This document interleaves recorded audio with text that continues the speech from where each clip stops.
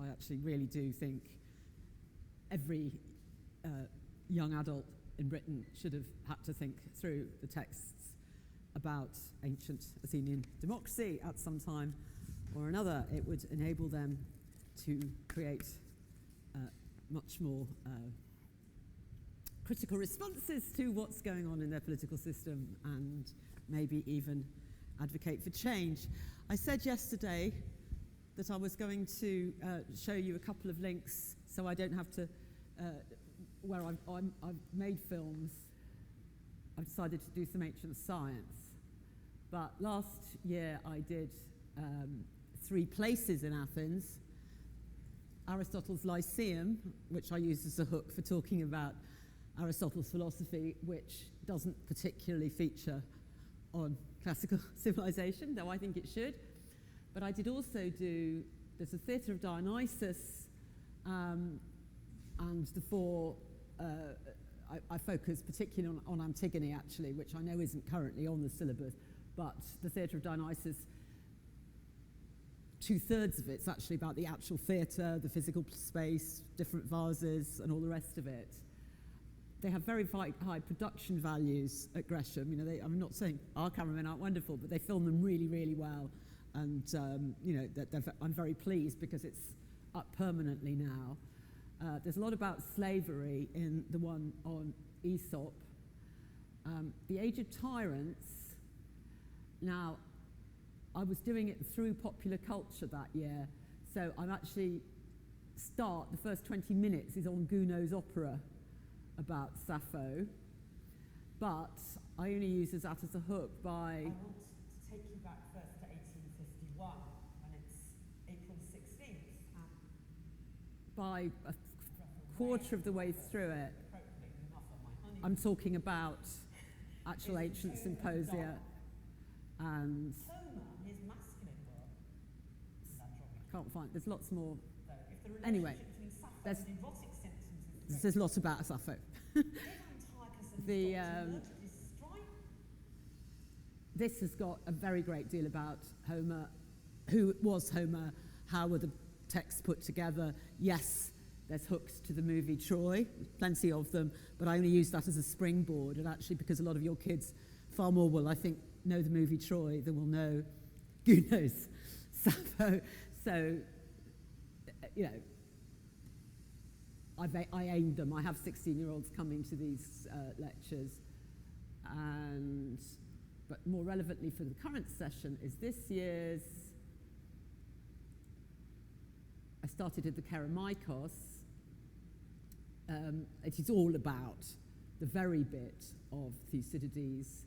You get 2 chunks of Thucydides. The long one is the funeral oration. So I'm not going to talk about that today. You just go on to Gresham College and all they do, they're not a teaching university. Some guy called Gresham made an unbelievable amount of money in the late 16th century and left it all to public education. And they've been sitting upon it pretty uselessly ever since, until about 5 years ago. They suddenly realized that with modern media, with very little effort, i.e. hiring people like me for, I promise you, not a lot of money, they can actually reach the whole world, and these are watched a lot.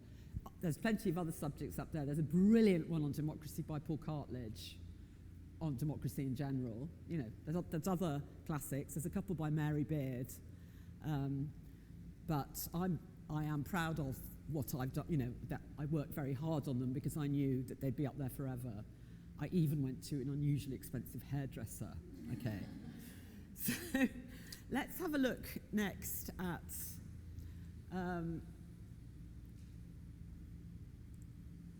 democracy and the Athenians.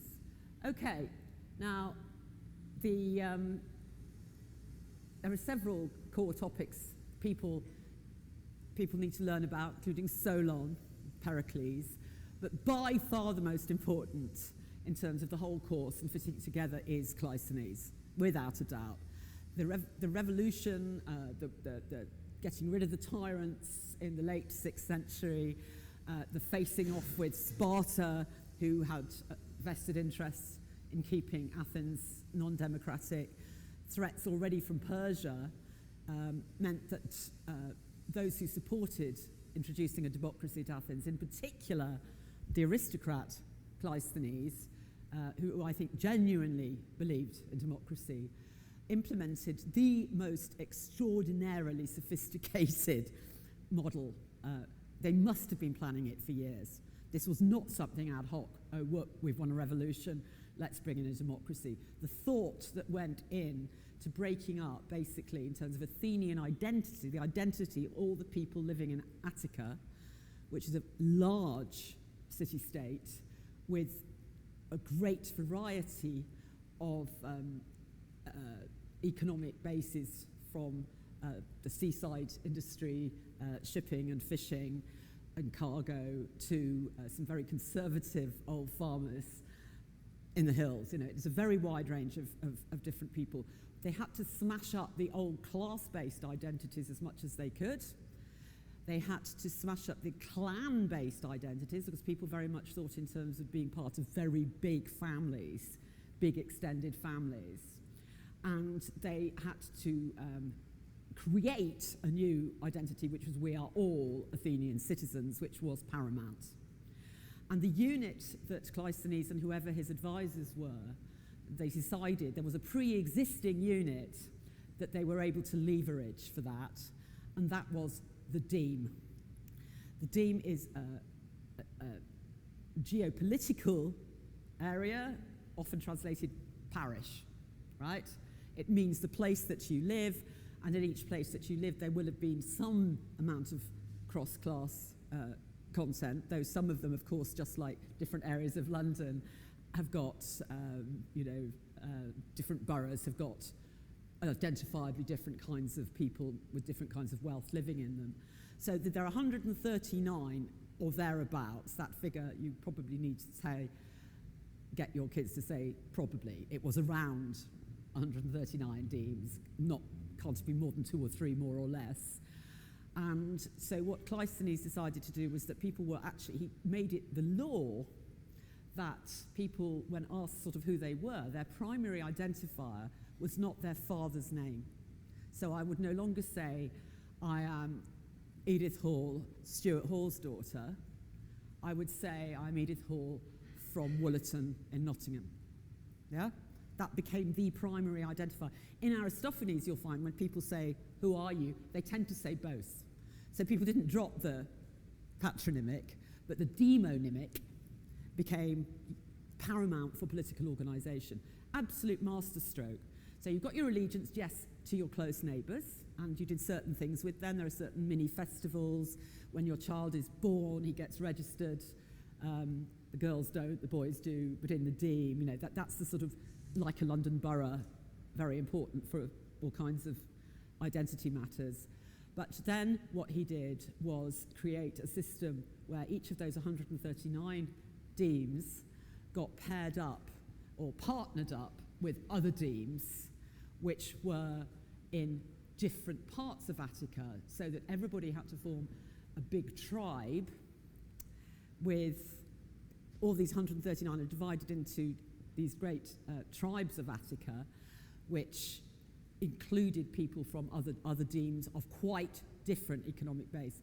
So everybody living in a maritime deme, who's much more likely to be working class actually, the rowers, the fishermen, the cargo workers, had to be in a tribe with demes that were from the conservative backwaters of the country, and also the inner city. And the actual most inner city demes, including Aristophanes' own deme, which is Kud Athenaion, Aristophanes and Cleon, that includes the Agora. It's on the north and west side of the Acropolis, and is full of, you know, inner city barrow boys. So it's got a different kind of personnel as well. But you had this great tribal identity, and you had to meet those guys and have political meetings with them and vote with them on various things, including your general for your tribe. So you've got your micro-identity as your deme, but then you've got a new, wholly different identity, which is incredibly important for political purposes. The nearest I've ever seen to this was actually taking my school when I was in Chicago for a visiting appointment. and my kids went to Chicago, Illinois schools for 6 months. And the state-school system, in order to try to do something about the endemic informal racial segregation in Chicago, was that they have incredibly weirdly shaped catchment areas in order precisely that you couldn't go to the safe white bit and hope that therefore your kids wouldn't go to school. I mean, this is the same principle that Cleisthene is applying. It's enforced mixture with people unlike you, right? And it was extraordinarily successful. It really was, and it lasted for nearly 200 years, right? The achievement of the Athenian democracy, despite the routine objections which we have to make that women and slaves were disempowered completely, and metics were deprived, residents, foreigners were deprived, including Aristotle, he never got full citizen rights, were deprived of quite a lot of the privileges of citizenship. I still think in relative terms it was an absolutely astonishing achievement that for 180 odd years all these classes of men managed to run the city with very few interruptions. To me it remains inspiring. So starting from that premise, let's have a look at some pictures that illustrate it, and then I'll go on to your textual sources other than Pericles' funeral speech. So, is it down?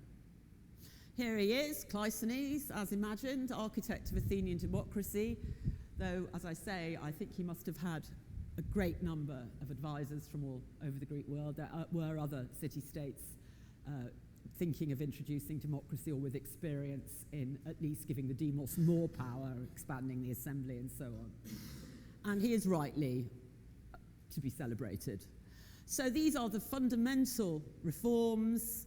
There are 5 that were definite by him, 2 which may have come in the 20 or 30 years after him, but based developments on his principles. Organisation of the 130 demes into 10 tribes, which was selected from all 3 groups, which is called a triti, which is the coastal, inland, and city. Substitution of demonymics for patronymics. God, sorry about the typos. Do blame the heat. Sortition, radnom, radnom selection of magistrates, rather than by family and heredity. Absolutely revolutionary, that most of the offices of the state are done by pebbles and just random. You are now going to be the archon for this, this, and this, and this, and this. Absolutely extraordinary. Everybody who wanted to have the privileges of citizenship had to step up if they were asked to do that. And that includes the lady who's, well, not the lady, but the man who's bringing in the tea, the man who's cleaning the toilets. It includes Boris Johnson, right? Everybody. Reorganisation of the council. And I'm going to talk a lot about the council. It tends to get neglected relative to the assembly. The assembly is where all about 30,000, we think, Athenian citizen males voted directly, in person, physically. And of course, people find that very exciting. Direct democracy, that's like having a plebiscite referendum every week, right? But actually the council, as I will explain, in some ways educated the Athenians to be up to this task of running themselves far more than the assembly. Almost every Athenian must have had to serve. You were elected, no, selected, I beg your pardon, selected to go on the council for a year. At some point in the 5th century, pay was introduced to help poorer people who had to come away from their farms or their factories to do that. And for a whole year, you had to sit in the equivalent of an upper parliament without voting rights. You didn't vote there, but deliberating on the issues before they were presented to the assembly. That's preparing the documents, preparing the expert speakers, preparing the testimony. Every Athenian, and this required being able to read accounts, understand very complex issues about the state benefit system, about the navy, about the festivals, about the army, about every single issue that Parliament, the Assembly was going to get to vote on. The level of expertise and political knowledge required of those guys, it's a bit like the equivalent for us would be jury service, where you sort of randomly have to go up for a few months or weeks. And people really do have to step up, some people, if they've never heard anything about the law before. But an awful lot of people say their lives were transformed by it, and they go off to university afterwards. I mean, I have known this. So this was extraordinary. And I bind this up with theatre. We'll talk about this tomorrow. I think that the complexity of the state-sponsored theatre was part of the training of the morality and politics of these people who were going to have to go and serve on the council. That's why tragedy is all about taking decisions, usually very badly. They went to the theatre to watch decisions being, just think of, Creon and Antigone, taking bad decisions and not deliberating properly to infer negatively how to deliberate. So I think theatre was part of the really quite, I would almost say, acknowledged education of the citizens, which is why Aristophanes actually says, we poets are the teachers of Athens. He says that in Frogs. We are your education. This to me is an absolute dream, the idea of state-sponsored creative arts that are both beautiful and pleasurable and everybody loves them, but that are also explicitly designed to raise citizen critical intelligence. Isn't that wonderful? But it's all connected. And I think the council was very, very, very arduous, and a year on that, it would be impossible not to become very expert. And because of the way the numbers work, it's very unlikely that, well, certainly 1 in 2 men would have had to serve on it, right? So the level of expertise that is getting disseminated around the city. Reorganisation of the law courts, the dicasteria, instead of, we don't even know how the law courts officers were really chosen before in the times, even of Solon, who was an earlier reformer. But what happens now is that jurors, a mass of them, mostly from the poorer, you volunteered to be considered for jurorship, but then randomly 5,000, up to 500 from each tribe are just selected and called. Every mechanism possible was used to avoid corruption, the sort of random principle, and they were paid well.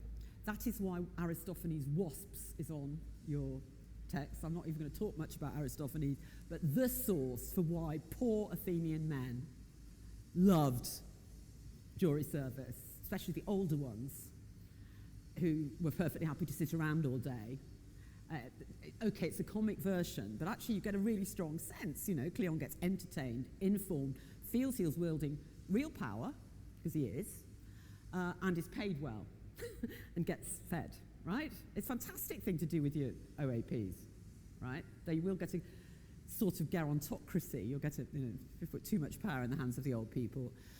Those are the ones that we know definitely happened.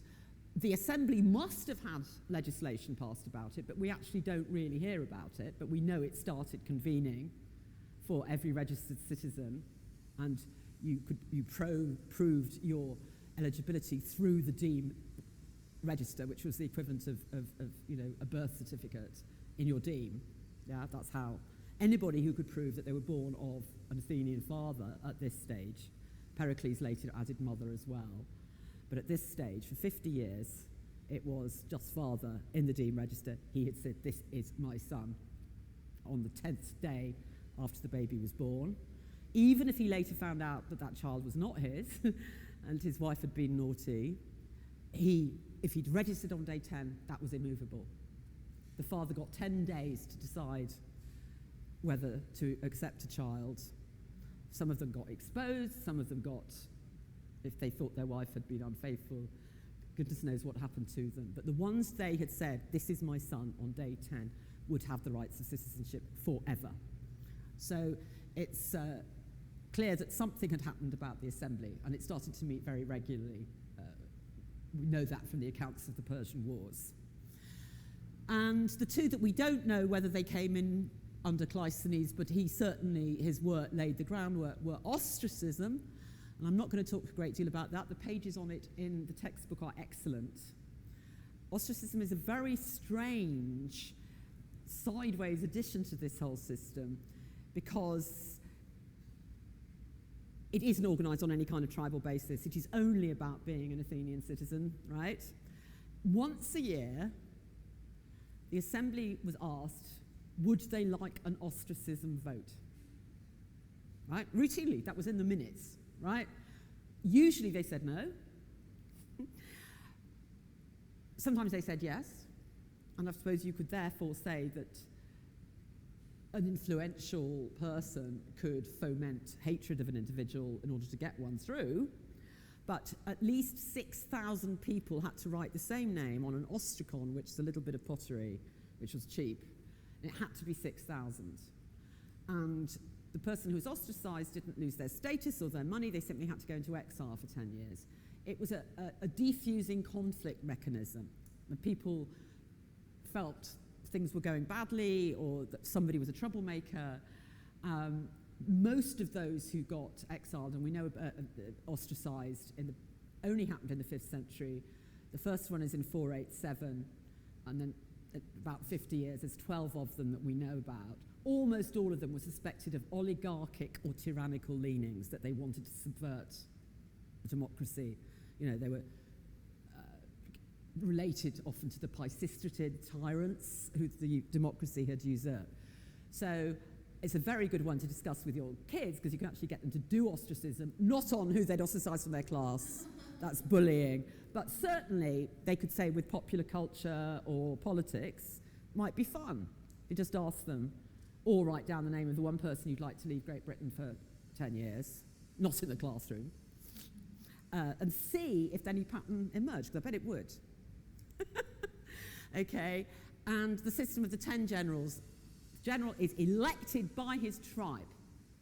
Okay, so Pericles is repeatedly elected by the 30 demes that made up his tribe. He's re-elected every year for 30 years. Okay, he's a remarkable human. He must have been, because very few politicians lasted very long, because accountability was so strong. The end of every year, as a magistrate with any power or as a general, you were subjected to a very, very rigorous accountability process, which included having to publish all your accounts. We could really do with much more rigorous examination and transparency with most of our political leaders. And if it was every year, the sheer work involved. And the council does that. So it's, even if that took a few more years to bring in, along with ostracism, the complexity of the checks and balances and the incredible importance of keeping the kratos, which is, demos has the kratos, that is, kratos means power, dominance, actually from a verb in Greek that means that you have taken it by force, you have wrested dominance, right? It's not just a sort of abstract power, it is that you have achieved sovereignty where somebody else hasn't, okay? That's why it's such a much stronger word than the way we use it. We all think of voting rights, not have I actually got the sovereignty. And the way I tend to feel this most is actually with the police. I want to say to them, when they are, as a white woman, I don't get white middle-class woman, I'm far from the biggest victim of the police, I promise you. But they are quite simply, I have the kratos. They are my servants. They are here to protect me, not to harass me. They're not a separate body with scrutinising. We've lost our sense of all these state bodies are there to protect our rights as citizens. And that's interesting. The Athenians' police force were these slaves from Scythia, these trained archers, under the archon and under some other magistrates, the prytanis, the ones responsible for keeping order in the city, because the Athenians didn't think one Athenian should ever physically harm another, right? So the dirty work, executions, physical order being kept in the assembly, policing of the theatre, getting drunks off the platform, was done by, really, the nearest thing is a bunch of nightclub bouncers, right? They don't have any authority. They've just got the muscle that's placed under. Do you see what I mean?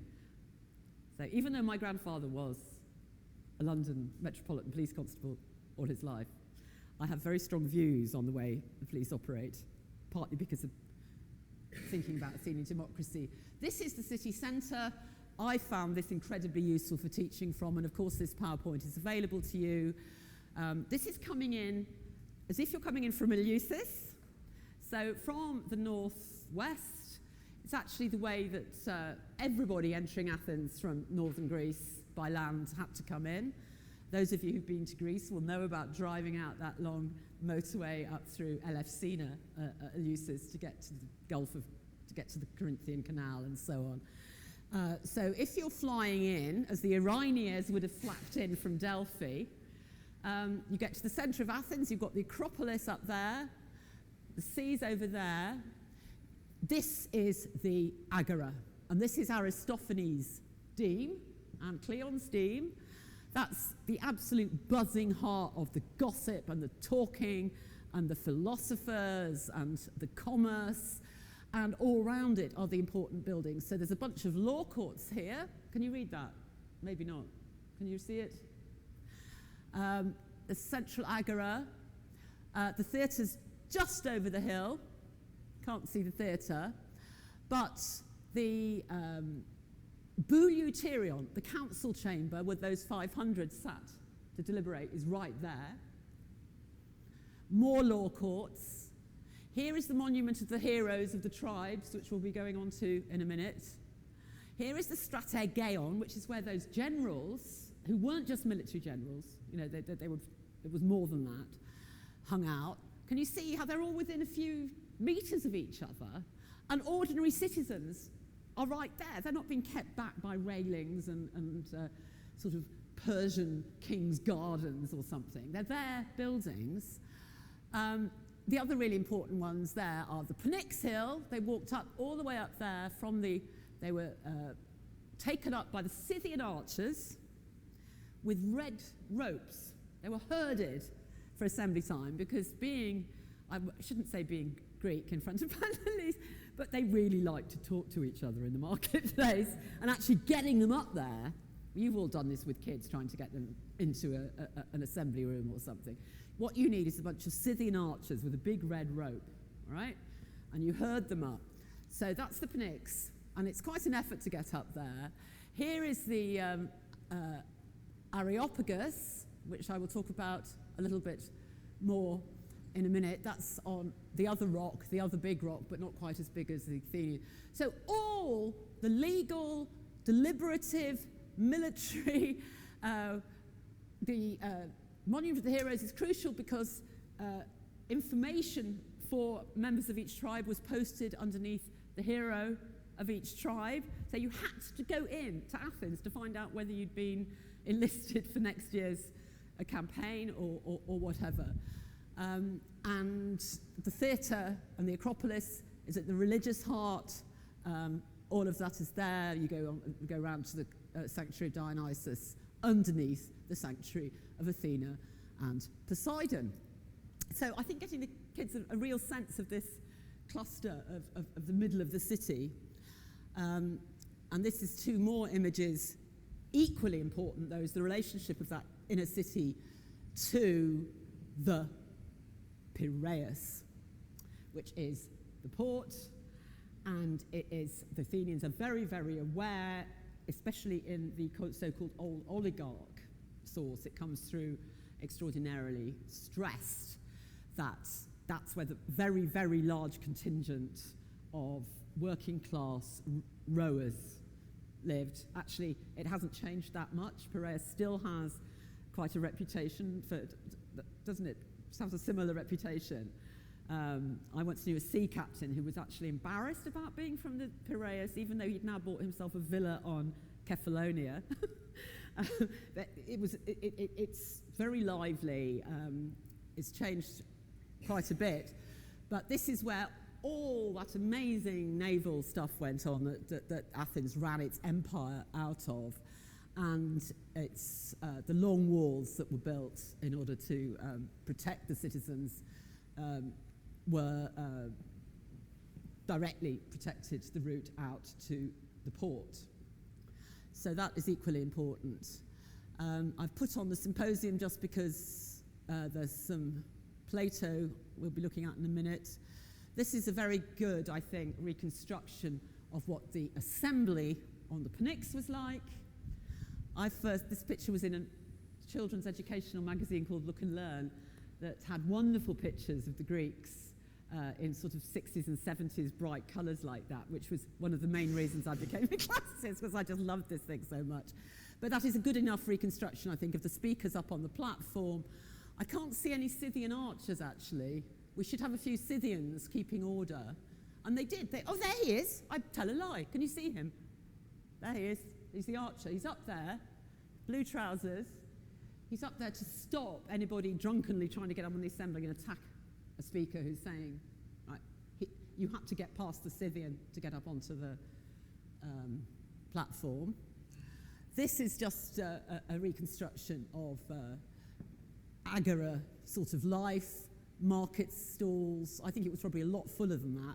Soldiers, slave markets, someone's having a public meeting. There's several other smaller temples around the Agora, including the Theon, shops, animals. There'd been, cow dung and goodness knows what. There were certainly prostitutes, which Look and Learn didn't feel it was going to. And this is from your textbook, the Demes, Tribes and Treaties, and I'm sorry it's so small, but this is the map showing the 3 divisions created by Cleisthenes.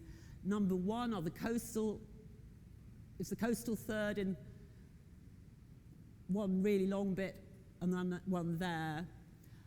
The city one, which also has some coast but includes the whole of the inner city, and the inland deme here, not deme, Triti, which is much more conservative, wooded, mountainous, landed. And Aristophanic peasants tend to come down from those hills to say, I don't like what's going on. And they're kind of felt to be morally virtuous but deeply old-fashioned. So, and the tribes, here's the eponymous heroes. Eponymous means that each tribe was just named after each of the heroes. You are supposed to get your kids to know the names of them all, but I'm not going to go in that. But that is the building I showed you between the council house and the general's offices. And these tribal heroes are very important. They included Ajax, who is a very popular hero at Athens, and Theseus and others.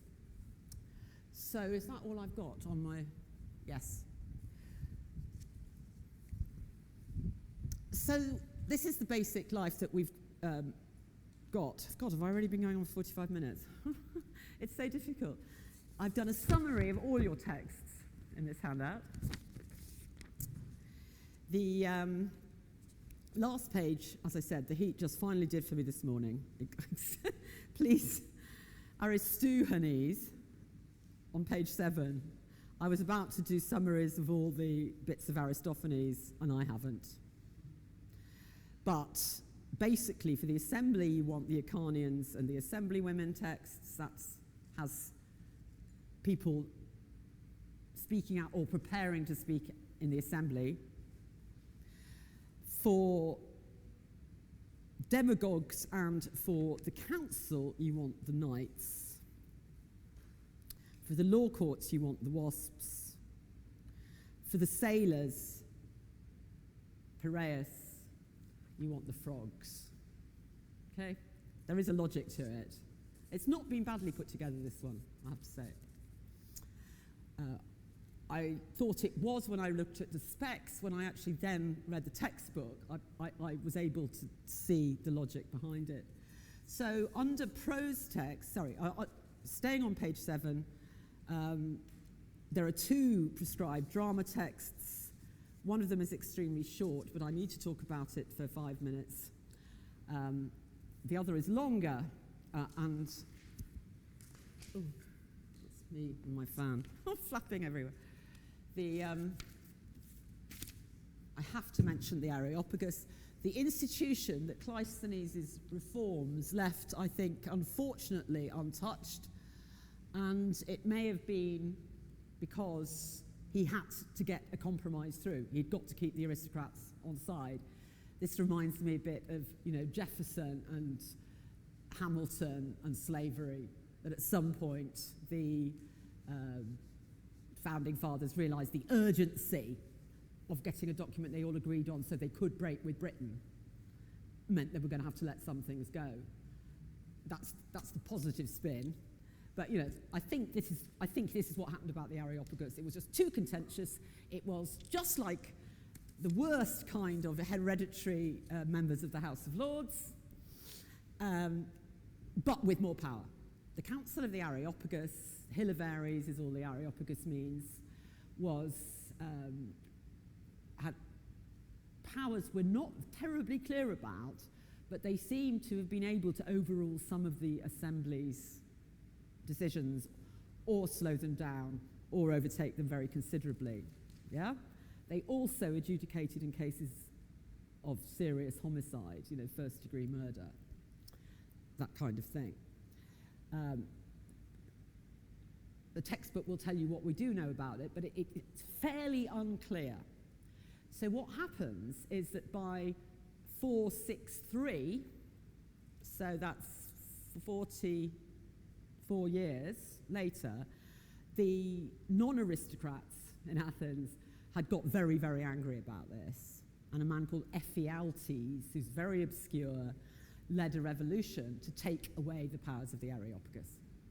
Or to make it open to everybody, like the council, right?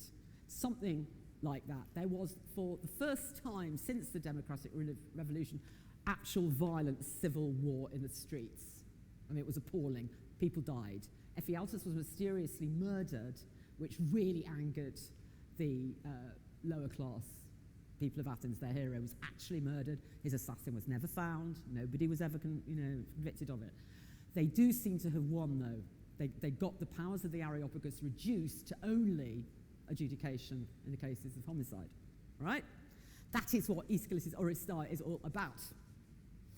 Okay? And you're not doing the Oresteia, but in the last play of the Oresteia, the Eumenides, Athena has the speech that is on your set text, where she founds the Areopagus not in 458 BCE, which is the date that the Oresteia was performed, but hundreds of years before in the Bronze Age. She sets it up. So Aeschylus is giving us, through Athena's mouth, what Athena wanted the Areopagus to be. Now that is so contentious. That would be like if we'd had murders over Brexit. Well, we have had a couple. We have an MP who was killed. But, if we'd had civil war in the streets over Brexit and people dying, me putting on a play in 3 years' time where I got God down to say, this is how it's going to be. This is how Britain was intended to be governed, right? That's the equivalent. Very brave of Aeschylus. What he did, one, he got claps on both sides. Some scholars say that what Athena says is supporting Ephialtes' reforms. Some scholars say he's actually obliquely criticising them. I don't think that. I think he makes her words as vague as he can because he wants everybody to clap. So he wins. That is my view, okay? Curiously enough, right-wing scholars like Hugh Lloyd-Jones all say that Aeschylus was a conservative and objected to the vulgarisation of the Areopagus. Most lefties say, oh no, he wasn't, he was a radical Democrat, praising the reforms of the Areopagus. I'm actually a lefty who says, no, he wasn't. He was a playwright who wanted to win, and he was a master of ambiguity. What she says is this: to the citizens of Athens on stage, here dwells the citizens' sense of reverence and fear. Its close relation will restrain them from doing wrong by night and day alike. You're now going to be afraid of the laws of the city. Provided, and this is the dodgy sentence, the citizens themselves do not pollute the laws with evil streams. If you foul clear water with mud, you'll never find a drink. I advise my citizens to protect and respect neither anarchy nor tyranny, so democracy in the middle, not to cast fear out of the city. We need to have fear, but it's going to be fear of the law, not fear of an individual tyrant. But that metaphor, provided the citizens themselves do not pollute the laws with evil streams, if you foul clear water with mud, you will never find a drink, has been interpreted as meaning do not change the legal basis of the Areopagus, do not pollute it, or at some point this primordial democratic institution got corrupted, right? And it really can. That's why we have such a vague metaphor. Everybody sits there saying, yes, Aeschylus is on my side. They're polluting mud over there. I'm pure water. He wins, okay? That's why that one's on. This the Suppliants is actually a very useful text because it's a direct confrontation between democratic Athenian king and a Theban herald. And it's a direct advantages and disadvantages of the two systems, which you can act out very well in class, okay? A quite well put dialogue. It's what the sophists called a dissos logos, D-I-S-S-O-S, dissos, a double argument, so you have for and against. The Plato's Republic on the first side, to go into the prose, is nowhere near, I mean, Plato is always so difficult and off-putting, so I have given you all they need to know, okay? Literally. Socrates is planning his deeply undemocratic republic to be ruled by philosopher kings, and his basic objection is that ordinary people who are not properly educated and not philosophers are simply not up to the task. This is why Plato is very popular in China. We have to have trained, professional people to run us. They love Plato because of this. I found that out when I went to lecture on political theory there. They don't get the idea that if you haven't had a full training in political theory, you get a vote. They don't get it. So the guardian must be a philosopher who's got good memory, quick apprehension, magnificent, gracious, friendly, akin to truth, justice, bravery, sobriety, perfected by education and maturity of age. Highly educated, very old people. The ship of state image is a wonderful one, and it is related to those working class sailors. Plato doesn't talk about the navy in his Republic. He gives it no navy. It's very odd. He talks a lot about the army. He just doesn't like, Plato is very what we call right wing. He does not like the Athenian navy. The Republic is actually set in the Piraeus. He goes down to the Piraeus to a dinner party to take on democratic ideology. It's very, it would be, I don't know what the equivalent would be, going to Strathclyde, you know? Going to somewhere, going to the Durham coalfields and having a posh dialogue on getting rid of democracy, okay? The ship of state, to identify what's needed in a guardian, he says, if the shipmaster, is deaf, blind, and knows nothing about sailing, the sailors will compete for control of the helm. And they will say that expertise in navigation is not a learnable skill, like every ordinary person can just sail a ship. The winner, who gets to be captain, will be the one best at persuading or forcing the shipmaster to hand over control. This is what our current rulers are like: useless, stargazing. That means insulting the fact that they can't navigate through the stars, babbling ideologists. So that is the ship of state metaphor, and it's all its glory, fantastically important in all of democratic literature. Before Plato, actually, you have the ship of state in Sophocles, but there it is at its worst, in a sense. This is, ignorant people can't sail ships, so they shouldn't be allowed to run the state. And finally, he outlines the deficient education of the multitude. They've never paid attention to the free discussions whose only goal was to search out truth at any cost for knowledge's sake, which have nothing to do with rhetoric, which produces opinion, not knowledge, in the courts and private talk. So ordinary people go around swayed by opinion, not proper knowledge, in the courts, which of course are democratic institutions. Philosophers need to take charge, since ordinary people will not suddenly decide to become philosophers. So it's a very, very, very strong statement of enlightened oligarchy, right? Ruled by the educated few. Very few people I know haven't occasionally, when they've heard somebody very stupid on a talk show talking about politics, thought, I certainly thought, and we let that person vote. I have thought it, but it needs to be countered. The answer is not we stop them voting, is that we jolly well make sure, as the Athenians did, that they are better educated. I think we'd all agree here, given our profession. Okay. So the last prose text is by far the longest, and it's very long. It's pseudo-Xenophon. People used to think it was by Xenophon simply because it came down from antiquity in its manuscript. It's a description of the constitution of the Athenians. Actually, it's not even really a description of the constitution. It's much more rambling, anecdotal, but it's extremely colourful description of life in Athens in about 420 by an opponent of it who doesn't live there, not Athenian. But there's an awful lot of detail in it. For your exercise, okay, the issue is,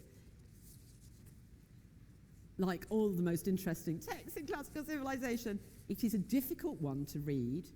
People always assumed until about 20 years ago that it was absolutely sincere, straightforward criticism of those lazy, self-indulgent, wild, raucous rabble who run Athens. In particular, because the author conflates, this oligarchic author conflates moral worth with social class. So he simply talks about the good people and the bad people, but he means also, that word in Greek also means upper class and lower class. He just talks about those working class sailors as the worst type of men. So there's a sort of conflation.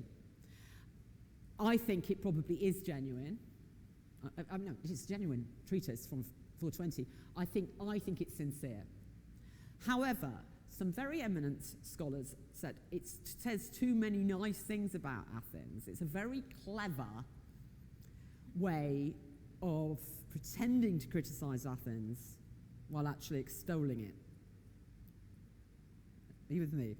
That it's a sort of parody. If I was to pretend to be an arch Tory, I could easily stand here as a stand-up comedy and do a parody of what a high Tory would say about the working classes, and yeah, I could do that right now. You know, words like plebs come to mind, and the disgusting rabble and the hoi polloi, all Greek, interestingly enough. It could be that.